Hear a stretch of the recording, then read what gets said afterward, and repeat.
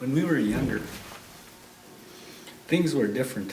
I remember a time that there was no roads like we have today, and that was quite a while back. And we used to have family gatherings. Seine River is actually a really traditional place with a lot of rich heritage and knowledge of its people.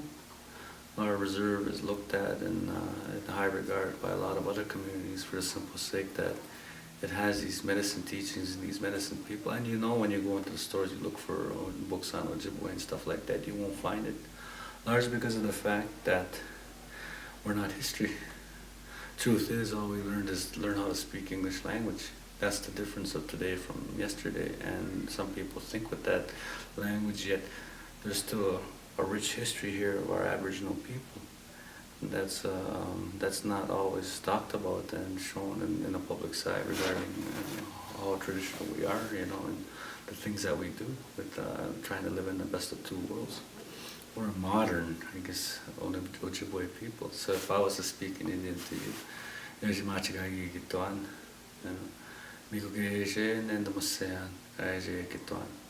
I could feel what I'm talking about, and I could see that in the language that I speak over that of doing intellectually with English and visualizing that. The same thing with art, but it's more spoken from the heart whenever we learn the language. And it's rich here. When you really get down to the down-to-earth people, easygoing elders here, they will speak. When you speak to them, it's like being in a different time warp. I'm one of the fortunate ones who speaks fluently, so when I'm sitting amongst the elders and when they're all talking, I know exactly what they're saying.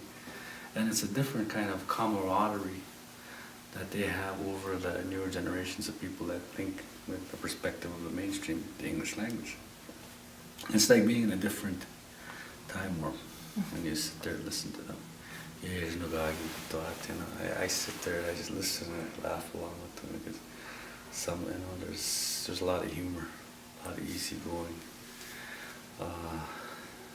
I guess teasing teasing in a way that brings on the humor even more, right? And they're really lighthearted people. Sometimes when we travel with these elders around these different locations, they're well respected, and a few of them here sit on the Okichita drum at the Kenora level. They're our elders. They're the lead elders for the drums for Grand Council Treaty Tree.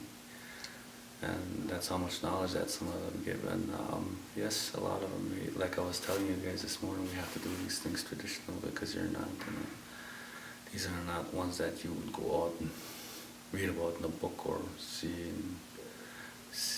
in a paper telling stories, right? They just don't do that largely because there's reasons why, and being traditional, there's only, if they must go out and do that, and if that's the vision that they have, then they will. But a lot of them won't, based on that, keeping it authentic, rather than a watered down version of a lot of these teachings. And you will hear that from them when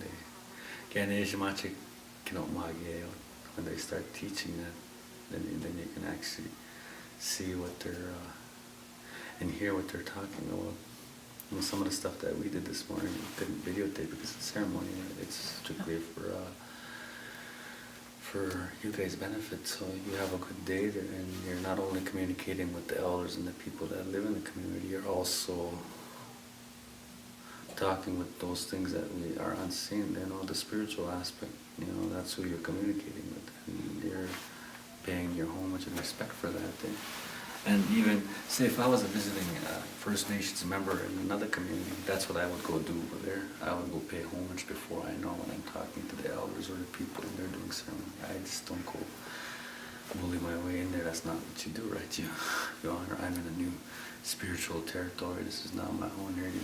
I always say I honor you guys first, even before I talk to them. Whenever there's a traditional gathering, you'll see that a lot of times in these big spring ceremonies that they've been having. People just watched me one day. They only had all our Native organizations gathering. Everybody was in the midst of everything. And I walked in there and I honored the drums. Didn't say anything to anybody. My goal was first to honor the drums each time that you go in there.